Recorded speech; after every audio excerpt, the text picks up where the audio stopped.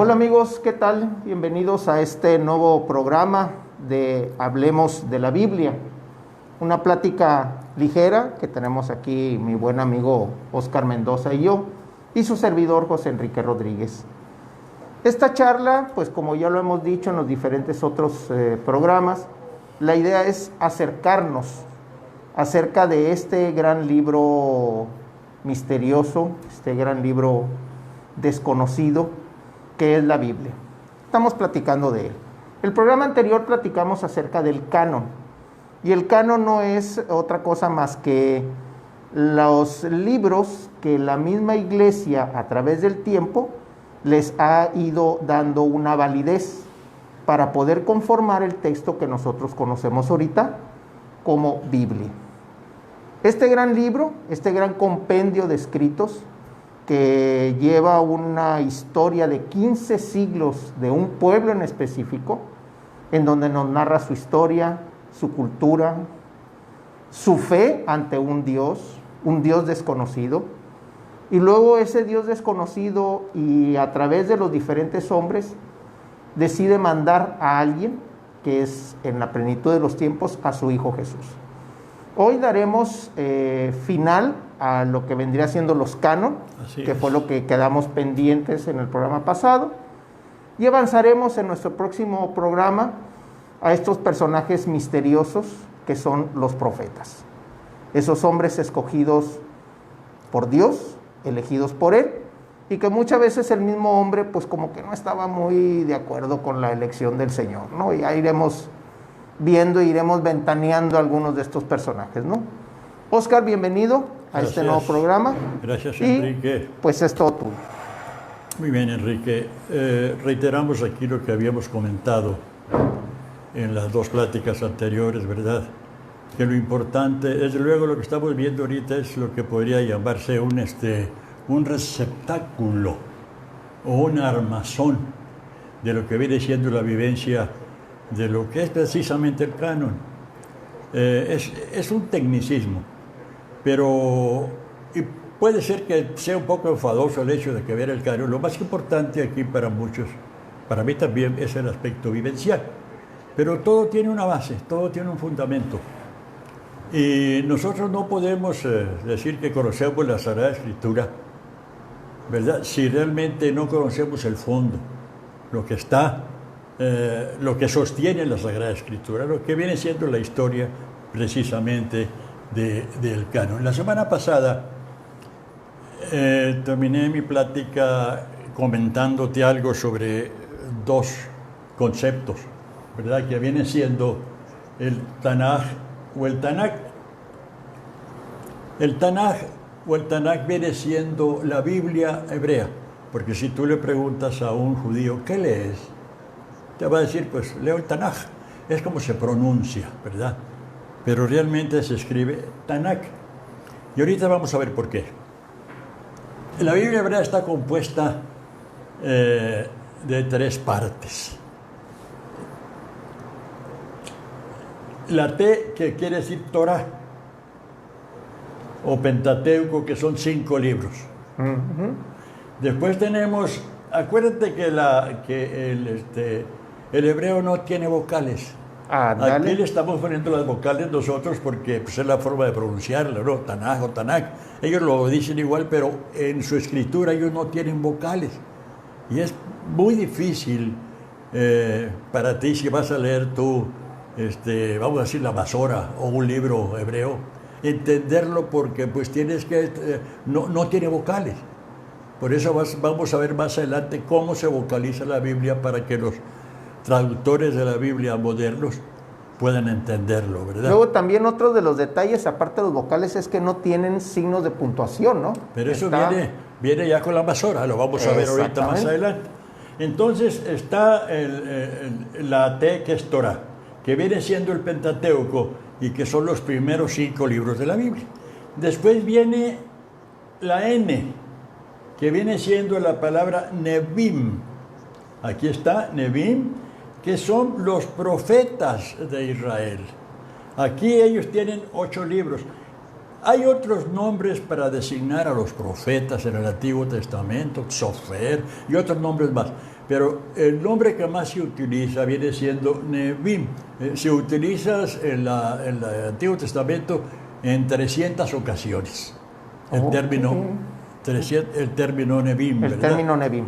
Y son, que vienen siendo los profetas, y son 8 libros, ¿verdad?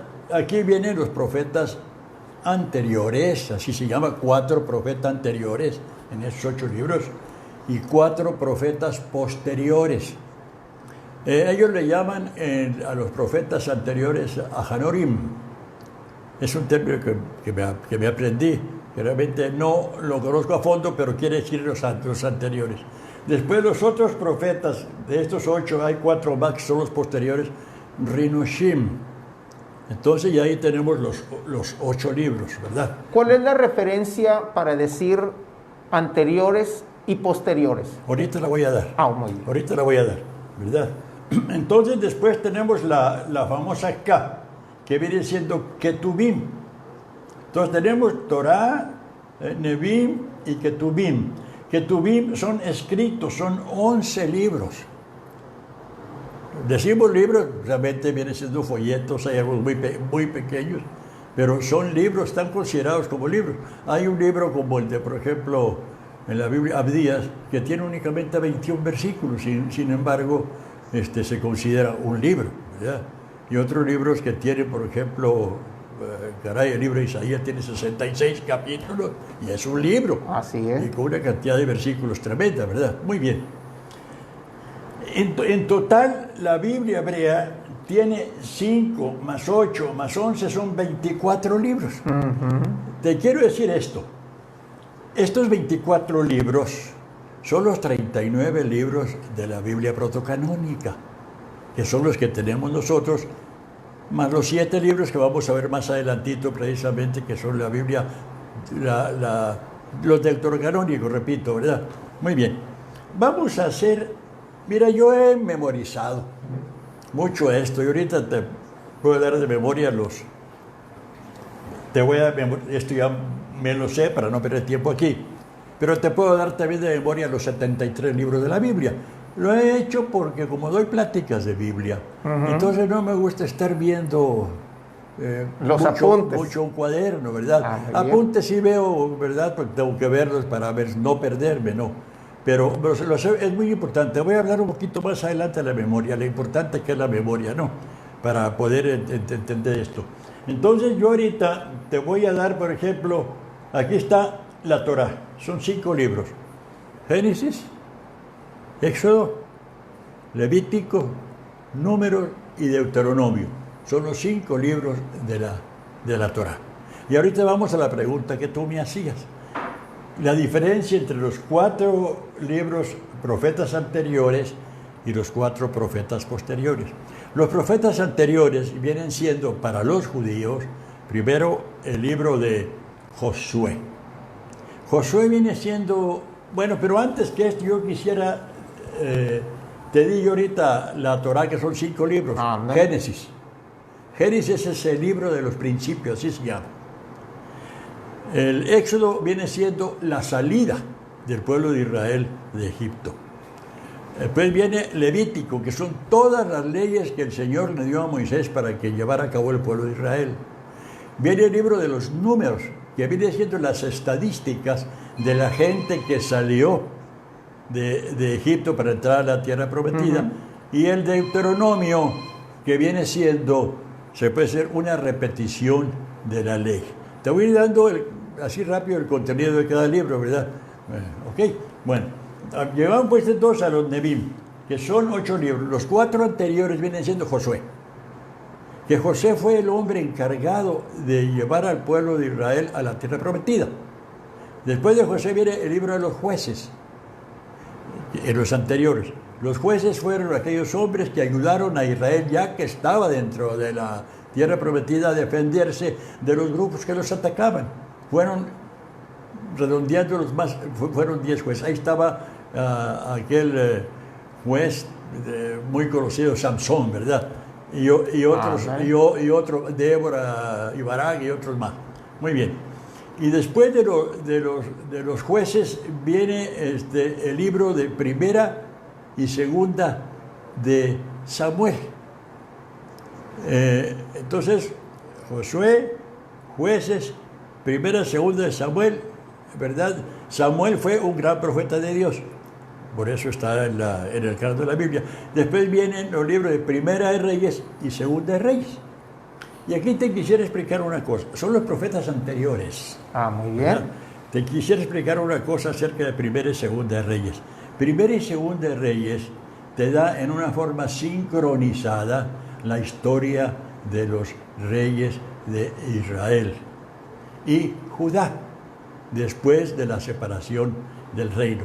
Porque en Samuel está la historia de los reyes que tenían al reino unido, que viene siendo Saúl y David, ¿verdad? Y ya después viene lo que te estaba diciendo, los primeros y segundos reyes, que en forma sincronizada te da la historia de todos los reyes, y es ahí cuando entran precisamente los profetas.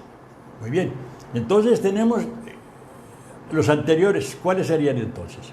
Josué, jueces, primera y segunda de Samuel y primera y segunda de Reyes. Ahí están los 4 libros, así los tenían ellos. Pero ahora vamos a los 4 profetas posteriores. Isaías, Jeremías, Ezequiel y los 12 profetas menores.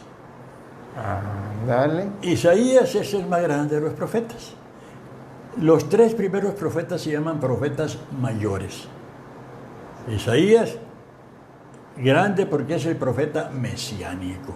Y tiene unas profecías increíbles. Los capítulos 7 al 12 de Isaías son muy interesantes porque hablan acerca del Mesías, hablan del Hijo de David, ¿verdad? Y tienen ahí también los dones del Espíritu Santo. Vienen entre el 7 al 12. Es increíble, porque los dones del Espíritu Santo están en Isaías 11. No están en el capítulo 12 de San Pablo en Primera de Corintios.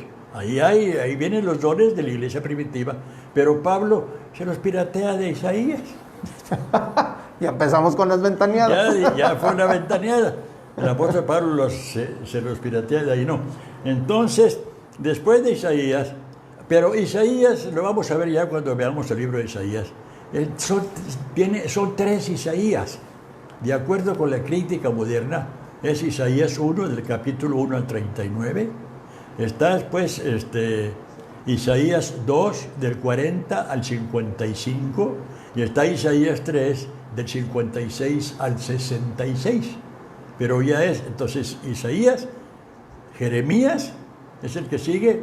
Jeremías es muy importante porque se le llamó el profeta llorón. Porque Jeremías tuvo problemas muy fuertes en su vida. Fue el profeta que anunció la caída del reino de Israel y que iba a ser llevado cautivo a Babilonia. Y sufrió muchísimo, lo vamos a ver ya que veamos los profetas, ¿verdad? Después de Jeremías viene el profeta Ezequiel. Ezequiel fue el profeta del cautiverio. Él estuvo en el cautiverio babilónico durante todo el cautiverio. Y hay una palabra, no sé si es ubicuidad o no, que dice que Ezequiel se transmigró de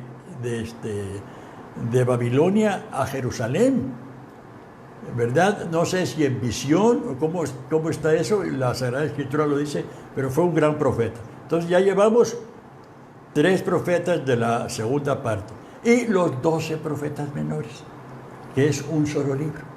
Pero yo los tengo aquí porque a mí me interesa mucho, ¿verdad?, el contenido de esos libros. Y me los he aprendido, no los voy a poner en el orden de la Biblia, te los voy a dar en el orden alfabético que yo memoricé, muy ¿verdad? bien. Que es Abdías,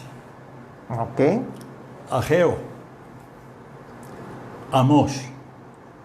Abdías es una profecía totalmente en contra del pueblo de Edom, de lo que era Esaú, hermano de los judíos que se habían separado hacía muchos años, pero eran enemigos. Ese es Abdías, ¿verdad?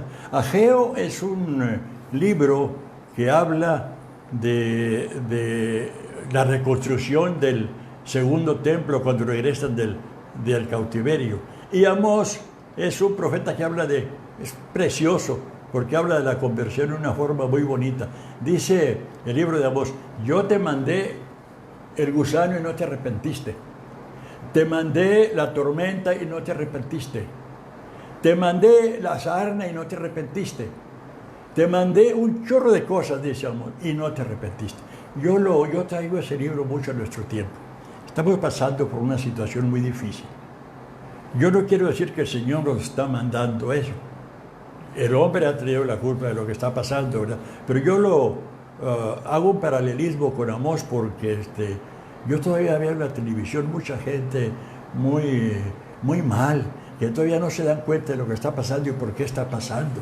Pues mira, si nos situamos un poquito en los textos, pues tenemos el libro de Job, que ahorita que mandas gusano, sarna, padecimientos, sí, pues vemos que al pobre de Job también le fue como en feria, ¿no? Y sin embargo, sí, se mantuvo recto y al pie del cañón. Sí, ahorita vamos a ver algo del libro de Job, porque también viene en esta parte de los libros. Ya llevamos 3 profetas menores.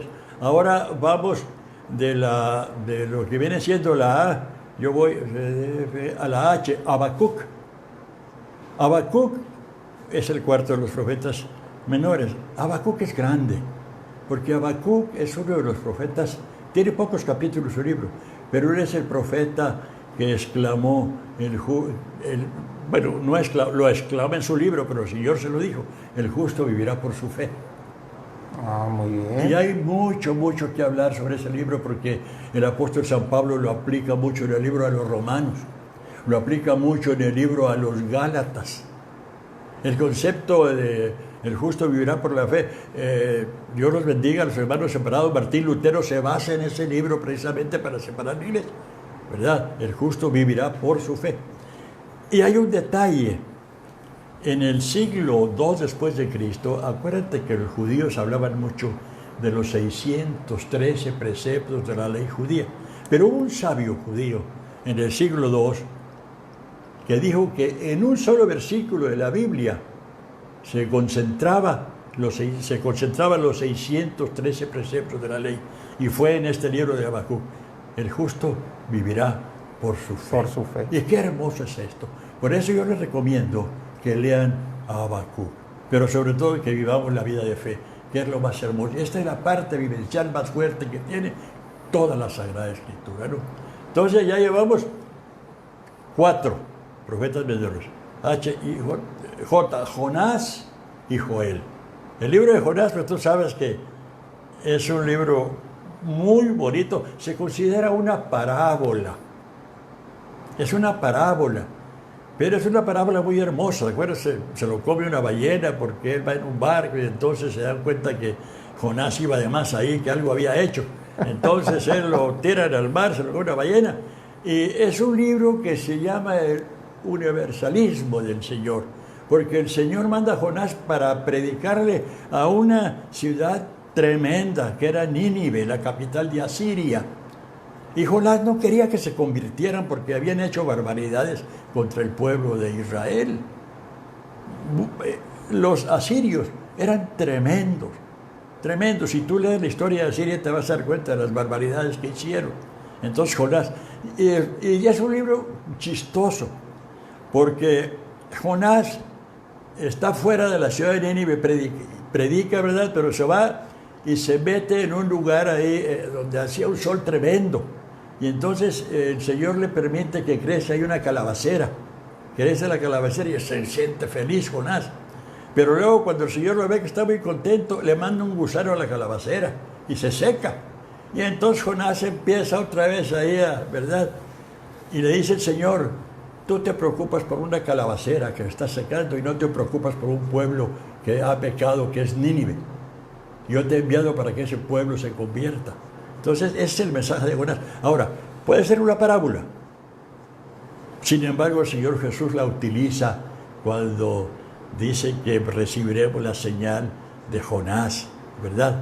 Y así que así como estuvo 3 días en el vientre de la ballena, así estará en la tierra 3 días, pero al tercer día resucitará.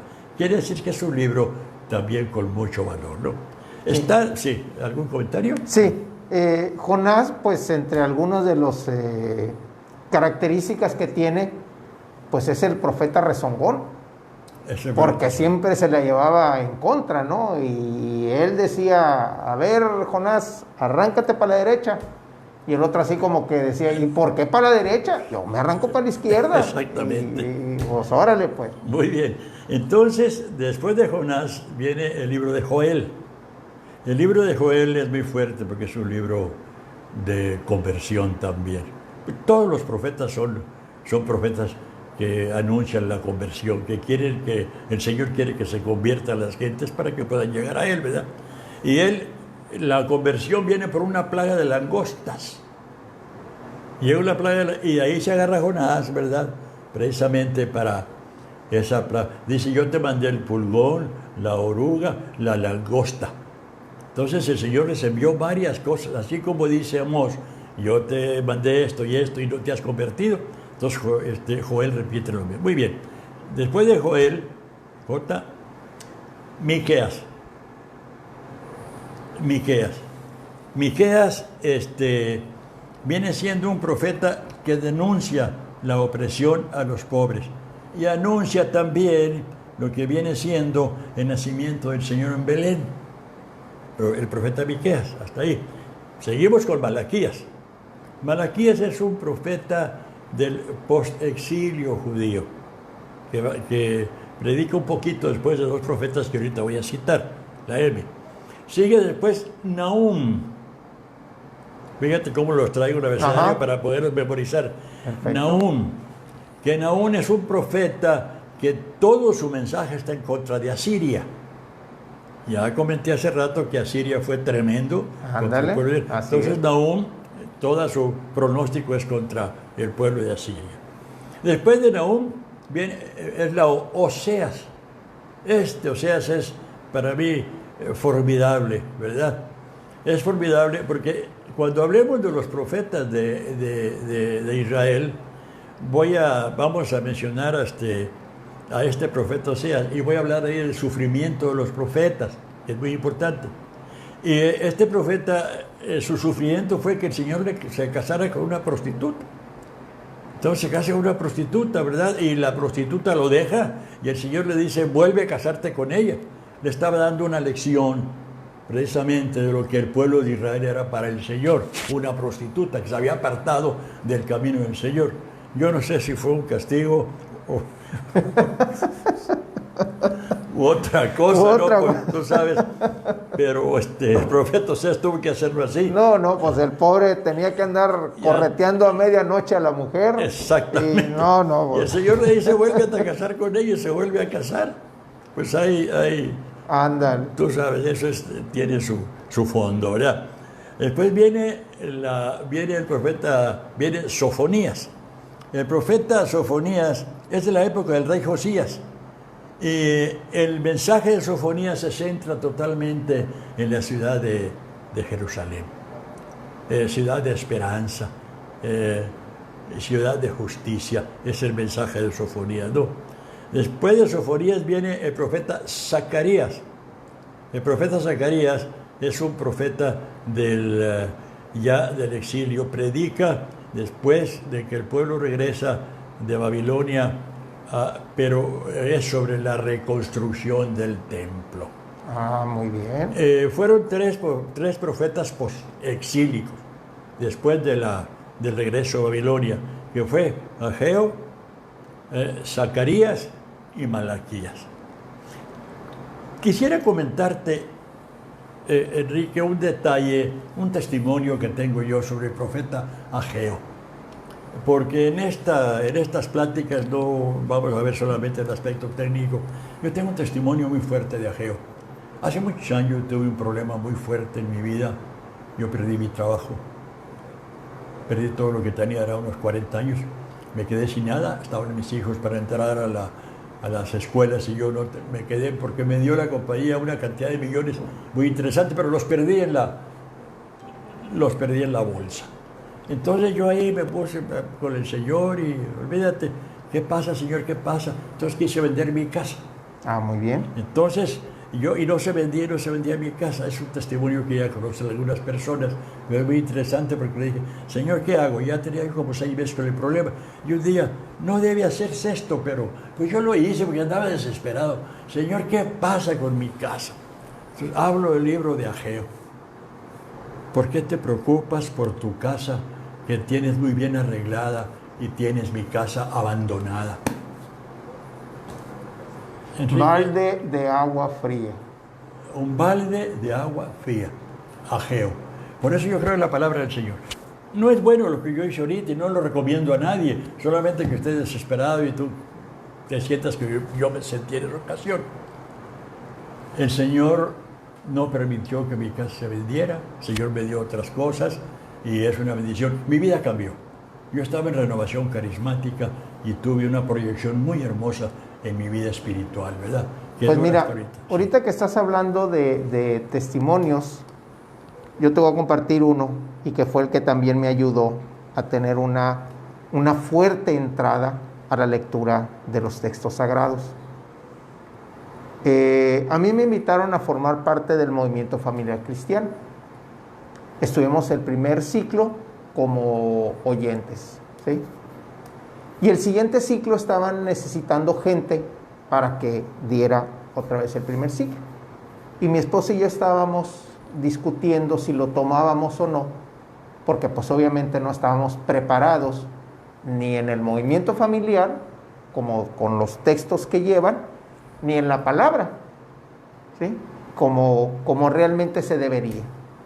Pues un día en la mañana fuimos muy temprano al Santísimo, ahí en Catedral, y empezó la misa.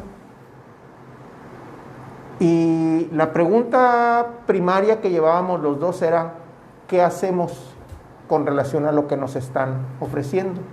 ¿Por qué? Porque estábamos viendo que el movimiento nos había ayudado y era parte de la deuda ayudar a otras familias, a otras parejas, ¿no? A otros matrimonios. Pues resulta que la primera lectura es donde Pedro se lo llevan a la cárcel y andaba viendo qué es lo que hacía y el Señor se le revela y le dice, tú no te preocupes, que yo hablaré por ti. Bendito sea Dios. Entonces así mi Señor y yo volteamos como diciendo, creo que alguien nos está hablando, ¿no? O sea más claro ni el agua, ¿no? O sea, y ahí se tomó la decisión, ¿no? O sea, definitivamente. ¿Por qué? Porque fue el Señor el que nos habló. Y fue en una lectura, entonces en misa y los dos así como diciendo, o sea, ¿no? Entonces, creo que testimonios hay muchos y dentro de nuestra vida. Yo creo que muchos de nosotros, los cristianos, por algo seguimos en este camino. El Señor de alguna forma se ha manifestado en nuestra vida, de una u otra forma, para que podamos seguir adelante. A mí me pasó eso, ¿no? Por eso te hablo de este libro de Ageo, por eso. Pero todos los libros de la Biblia han tenido para mí una aplicación hermosa. Bueno, entonces ya terminamos nosotros de ver aquí lo que vienen siendo los profetas. 4 profetas anteriores y 4 profetas posteriores, los 12 libros que te di ahorita de los profetas menores es un solo libro de la Biblia hebrea. Pero ahora nos faltan aquí, ya vimos la Torá, los Neví, 4 profetas anteriores y 4 profetas posteriores. Y ahora vienen los Ketubim. Los Ketubim vienen siendo los escritos. Esto quiere decir Ketubim. Son 11 escritos, ¿verdad? Que 5 y 8, 13 y 11 son 24 libros, ¿verdad? Los escritos están divididos en 3 partes. 3 libros poéticos. Ándale. 3 libros poéticos, que vienen siendo Salmos, Job, como tú mencionabas, y Proverbios.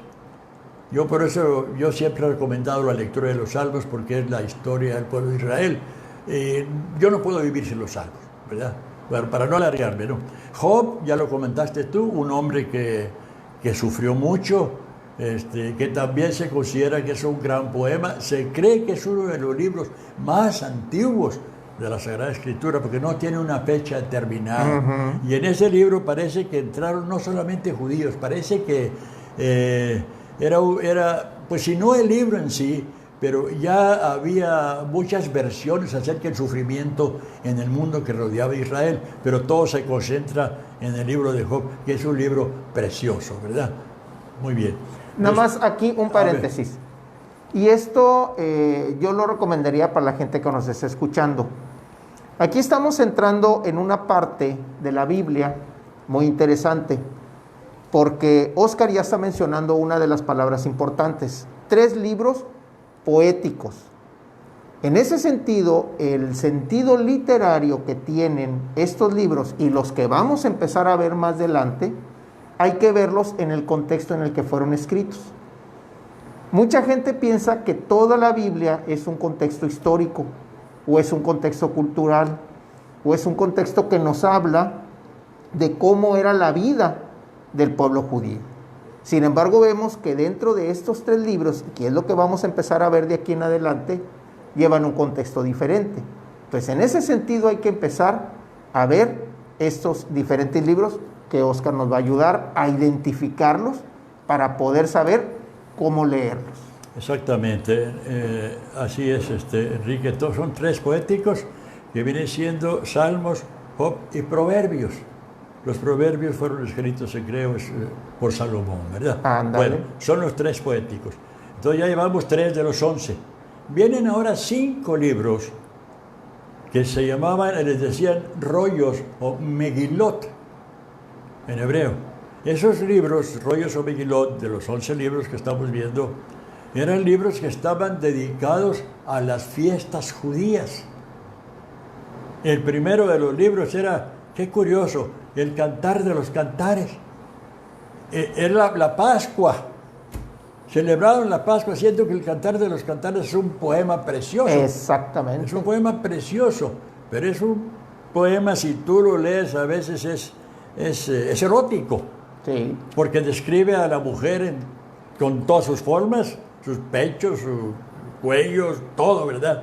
Y aparte describe al hombre también como es el hombre, ¿verdad? Porque Dios hizo al hombre y a la mujer, pues, bellos. Así es, ¿verdad? así es. Entonces ahí describe eso. Sin embargo, fíjate bien, que es el libro de la Pascua, la fiesta más importante, porque el pueblo de Israel y también la iglesia cristiana, ¿verdad? Y no solamente, también los santos de la iglesia, como el compañero de Teresa de Ávila, San Juan de la Cruz, escriben sus libros en relación con el Cantar de los Cantares, como una poesía de lo que viene siendo la iglesia y Cristo, ¿verdad? Y en el Antiguo Testamento era el amor que había entre Dios y el pueblo de Israel. Ese es el Cantar de los Cantares. Ándale, pero hay así que es. verlo en esa forma. Yo a veces lo leo y no dejo de ver el aspecto erótico, porque es hermoso. Pero la vida también tiene mucho de eso. Claro. Y el pueblo judío siempre ha sido un pueblo muy vivencial en ese sentido. Muy bien. El segundo Megilot viene siendo la fiesta de Pentecostés para ellos, que era el libro de Ruth. Ándale. ¿Y Ruth por qué en Pentecostés? ¿Te acuerdas quién era Ruth? Ruth era una mujer moabita. Sí. Noemí tenía 2 hijos, se van, él y su esposo de Israel se van a vivir a Moab, porque allá en Moab había trigo y todo lo demás. Sin embargo, la historia dice que mueren, ¿verdad?, los 2 varones, ¿verdad?, y 2 mujeres con las que se casaron, que no eran judías, se casaron los hijos de Noemí, ¿verdad? Viven.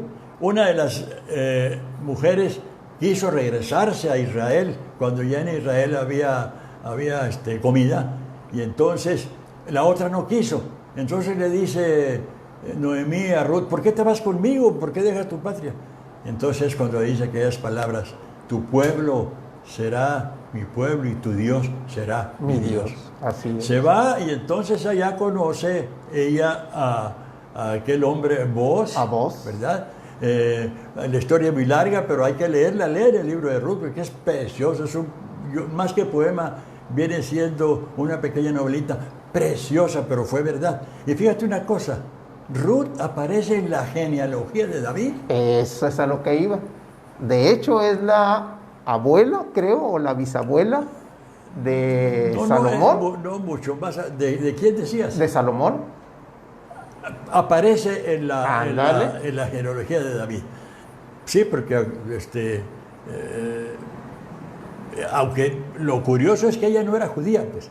Sí. ¿Cómo entra una mujer que no es judía en la genealogía de un judío? No, Eso es contradictorio aparentemente. Exactamente. Y como cosa curiosa, en la liturgia de las bodas son las lecturas del libro de Ruth las privilegiadas o las que más se escogen porque hablan precisamente del amor de familia y el amor que se deben de tener. No, está muy bonita la historia. No, es precioso ese libro. Va y se le acuesta Ruth a los pies, en la cosecha, Así y él la es. ve, y entonces ahí había una ley que tú podías redimir a una mujer que se había divorciado de otro hombre y si era pariente aquel tuyo. Entonces es la ley del levirato, me parece. Sí, algo así es. Y bueno, la cosa es que se casa con ella. Muy bien, llevamos 2 libros de los poéticos, el libro de Cantares de los Cantares, el libro de Ruth. Ahora viene el Eclesiastés. El Eclesiastés no tiene mucha relación con la fiesta de los tabernáculos.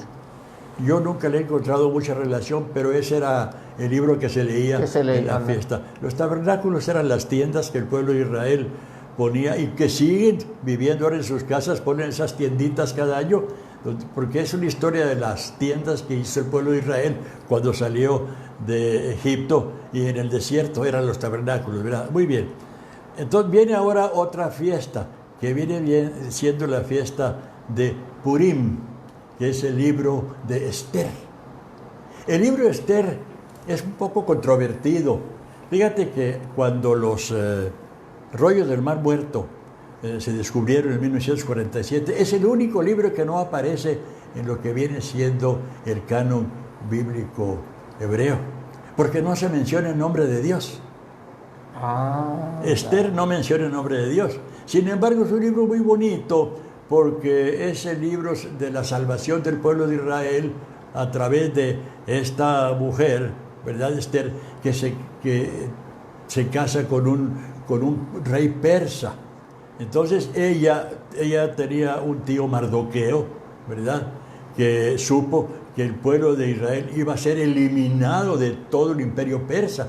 Entonces ella se viste de una forma muy bonita y va y se le enfrenta al rey y le dice: hoy es mi noche, ¿verdad? Porque él tenía muchas mujeres. Y ahí es cuando ella le dice lo que va a pasar. Entonces la historia es bonita porque después esos persas defienden al pueblo hebreo y no hay esa aniquilación que esperaban. Los persas ayudaron mucho siempre a los judíos. Nos falta un libro de los libros poéticos que viene siendo el libro de Lamentaciones. Lamentaciones no es una fiesta, es una conmemoración de la destrucción de Jerusalén y del templo. Entonces son 5 rollos o Megilot. Ya los vimos: Cantar de los Cantares, el libro de Ruth, el Eclesiastés, Lamentaciones y Esther. Y el libro de Esther se llama Purim y es el carnaval de los judíos. Es cuando hacen fiesta y llenan sus casas de flores y la llenan de confeti y de todo. Es el carnaval judío, ¿verdad? Muy bien. Entonces ya llevamos ahí, bueno, no me acuerdo cuántos, pero vamos ahorita precisamente ahí. Llevamos 5. Nos quedan ahorita lo que vienen siendo 3 libros, que esos son los que se llaman, definitivamente le llaman los escritos, aunque son 11 escritos, pero esos 3 libros son los escritos. Primera de Crónicas y segunda de Crónicas. Esdras y Nehemías, que es un libro. Sí, así Primera y es. segunda de Crónicas es un libro para ellos. Y Esdras y Nehemías es otro libro. Y Daniel. ¡Uy, hermoso Daniel! Pero fíjate que Daniel no está en los profetas. Todo el mundo piensa que sí es un profeta, sí, ¿verdad? Sí, pero no está en la línea de profetas porque Daniel es un libro que tiene una historia muy larga. Es un libro que se escribe para ayudar a la gente que estaba siendo sometida por el pueblo griego en la época macabea. Pero esto lo vamos a explicar ahorita porque no lo entendería, ¿verdad? Okay. Por eso el libro eso lo ponen precisamente dentro de esos 3 escritos. Ahora, me gustaría mucho, pues Esdras y Nehemías, ya sabemos que es un libro postexílico y ellos son los que conforman al pueblo de Israel. Ya habíamos comentado algo de eso.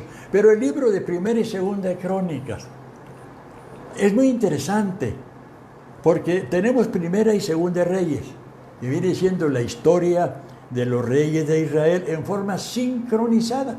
Okay. Y el que no sabe, lee Crónicas, los dos libros de Crónicas, y muchas veces no te fijas, y lo lees, pero no te das cuenta que no hay una sincronización de reyes.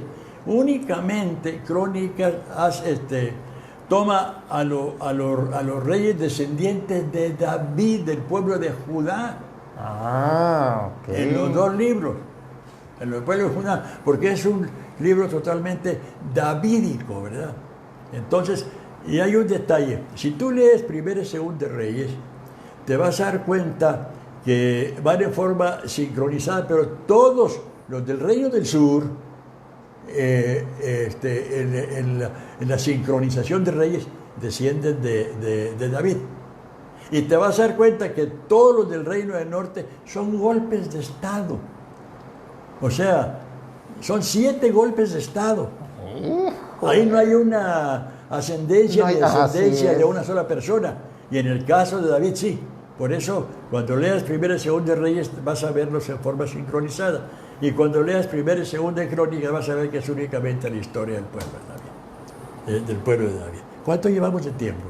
No, vamos bien, Vamos bien, muy bien. Aquí nada más para hacer una pausa. Sí, cómo no. Estamos viendo pues que los diferentes libros tienen un contexto muy diferente, que fue lo que platicamos al inicio de los Ketubim, de los escritos. Sí. Y yo creo que sí es importante volver a mencionarlo, porque si no nos damos cuenta de esta información que se nos está dando, cómo es que fue escrito el libro, cuál es la referencia, ¿sí?, de la fiesta que se está hablando, de la referencia que se tiene, pues entonces como que lo vamos a tratar de centrar como una vida normal o una vida dentro de la vida del pueblo. Sin embargo, gracias a esto que nos está explicando ahorita Oscar, pues nos estamos dando cuenta que cada libro tiene un lugar dentro del compendio de libros que es la Biblia, y como tal, pues debemos de leer. Me gustaría ser claro, pero es muy difícil, ¿verdad?, en tan poco tiempo, pues ser muy concreto, ¿no? Me da pena, ¿verdad? No, es que porque para eso está el Instituto Bíblico, hermano. Sí, yo sé, para eso está el Instituto, pero qué bueno que lo mencionaste, porque hay que invitar a la gente que vaya. Así es, exactamente. Mira, para mí es muy importante, yo ahorita te puedo recitar de memoria los 73 libros de la Biblia. Génesis, Éxodo, incluyendo los del Nuevo Testamento. Yo he memorizado los libros de la Biblia porque doy clases de Biblia. Entonces, me gusta eso, y me gusta memorizar. Y ahorita tengo ya casi, voy para 90 años, el año entrante, este año cumplo 89. Y todavía he retenido muchas cosas, están ahí guardadas. La memoria es muy importante. ¿Cómo le hice yo me sé 10 salmos de memoria? Los memoricé porque yo viajaba mucho y me acuerdo que a veces no llevaba mi Biblia en el hotel donde yo estaba y recitaba el Salmo 121, alzaré mis ojos a los montes de donde vendrá mi socorro, o recitaba que tú lo sabes, el 23, el Señor es mi pastor, nada me faltará, o rezaba el Salmo 91 de memoria, ¿verdad?, el que habita el abrigo del Altísimo, ¿verdad? Y te puedo recitar casi 10 salmos de memoria. Lo que hacía yo cuando me iba de mi casa, me acuerdo que Mirna, mi esposa, se daba cuenta cómo escribía yo en un papel grande el Salmo en mi casa. Me iba de viaje 2 horas o 3 horas allá en el centro de la República, y todo el camino ponía mi musiquita, desde luego, no en el carro, pero iba memorizando el Salmo. Entonces me memoricé 10 salmos así. Te lo digo, para nosotros, hay mucha gente joven que, si estamos en las cosas del Señor, vamos a preocuparnos por compenetrarnos en la Sagrada Escritura. Sí, es vida para nosotros. A mí me da vida, ya te digo, los salmos a mí me gustan mucho. Ahora, no solamente, mira, hay unos versículos que me he memorizado que son vida para mí. Por ejemplo, Isaías 40:30. Los jóvenes se cansan, los valientes caen y desmayan, pero aquellos que confían en el Señor Él les renovará el vigor. Se levantarán con alas como de águila, caminarán y correrán sin cansarse. Para mí este es un versículo que me llena de vida interiormente. Yo si salgo a la calle y me canso ahorita algunos pasos, pero en mi interior yo tengo vida, tengo vigor. Y le he dicho al Señor, me vas a cumplir con este versículo, porque tu palabra es verdad. Y San Juan 17:17 dice, tu palabra es verdad. Entonces, si tu palabra es verdad, me vas a cumplir la eternidad, porque tú dices que hay vida eterna. Y si estoy aquí contigo ahorita, y si doy mis pláticas de Biblia, es porque me estoy granjeando al Señor. ¿Para qué tal si por la cochina duda? Hay eternidad. Estás cobrando la palabra y la promesa del Señor. Bendito sea Dios. Así es. Entonces hay así eternidad, y por eso estamos aquí. La memoria es muy importante. Dios nos ha dado este don tan hermoso. Así es. Ya ves, tenemos ahí 100 millones de células que están ahí trabajando todo el día.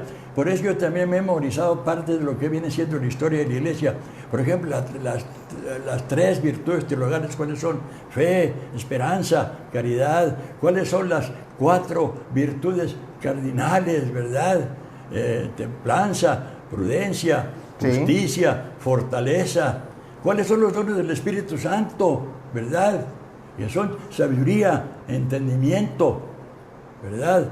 Que viene siendo fortaleza, ¿verdad? Viene temor de Dios y el don de piedad. Me faltó uno, pero hay que tener eso en la memoria para poder tenerlo. Mira, decir. Fíjate, ahorita que menciona la memoria, yo recuerdo una vez que fuimos a un pueblito y nos presentaron al más viejo del pueblo.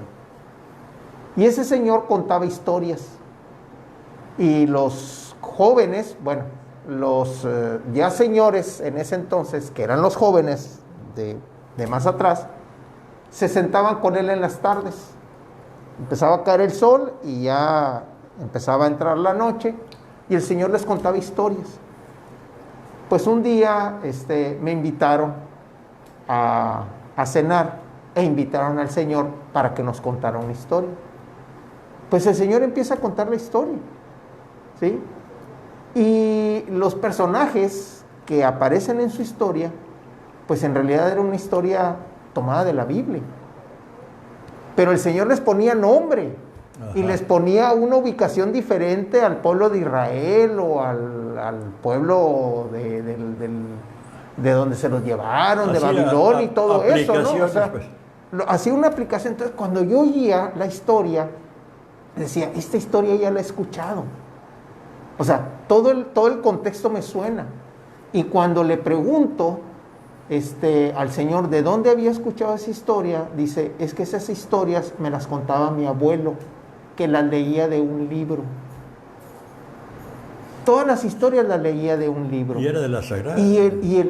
Bueno, yo debo suponer que era la Biblia. Sí. El Señor escuchaba la historia y lo que hacía es que dentro de lo que recordaba o la memoria que él tenía, pues trataba de situarla en algo más actual. Ahí es donde se aplica la memoria, porque muchas veces no necesitamos ser puntuales, sino necesitamos ser actuales. Es decir, en alguna parte del texto, en alguna parte de la Biblia dice esto. Es sabiduría que el Señor le dio en su momento al hombre. Y nosotros tenemos que aprender a memorizar la palabra. La memoria es un don grandioso. Así yo es. Ahorita, Enrique, yo puedo saborear una manzana con la memoria. Sí. Puedo saborearte, hay 10,000 diferentes sabores, pero de los que yo conozco, todos están dentro de mi memoria. Tenemos aquí 10,000 sabores programados en el cerebro. Aparte, yo ahorita aplico aquí este botón, Enrique, y me acuerdo, que me perdone mi esposa, me acuerdo cuando yo tenía 10 años y que yo jugaba a las escondidas ahorita, me estoy acordando, allá en Río Verde, San Luis Potosí, y que jugaba a las escondidas y me gustaba esconder con una niña a la que tocaba y fueron mis primeras experiencias sexuales. No las olvido. Y pongo aquí mi dedo y me acuerdo cuando tenía 20 años y cuando tenía 25 años. Aquí tengo, ¿cómo es posible que dentro de mi cerebro estén todos esos detalles tan grandes? Ahorita me estoy acordando de mi familia en México, de Oscarito, de Gustavo, olvídate de Hannah, Mary, todos mis parientes, ¿verdad? Y ahí están, y de muchas otras cosas, ¿verdad? Entonces a eso me refiero, pues, que es una maravilla. Hay que ponerla en práctica, ¿verdad? Sí, porque eso es uno de los dones que el Señor nos da, sí, y la verdad es que sí hay que aprovecharlos. Muy bien. Bueno, ¿qué nos falta del canon? No, pues nos falta, muy importante, yo quiero que la próxima, va a haber una segunda parte. Así es. Nos falta eso precisamente, nos faltan los libros deuterocanónicos, cómo se conforman, un poquito de la Vulgata latina, un poquito de la Masora, que lo podemos ver, yo creo, en otra plática. Sí, así es. Bueno, ya estamos escuchando el libro, el texto y el contexto de los canon, pues la verdad es que sí es muy extenso. Sobre todo cuando hay que darle el peso y la importancia a cada uno de estos elementos. Los invitamos al próximo programa, no se nos pierden, recuerden que estamos hablando de la Biblia en una plática ligera, pero con profundidad. Don Oscar Mendoza y su amigo José Enrique Rodríguez, los invitamos para el próximo episodio. Muchas gracias y no se nos desconecten.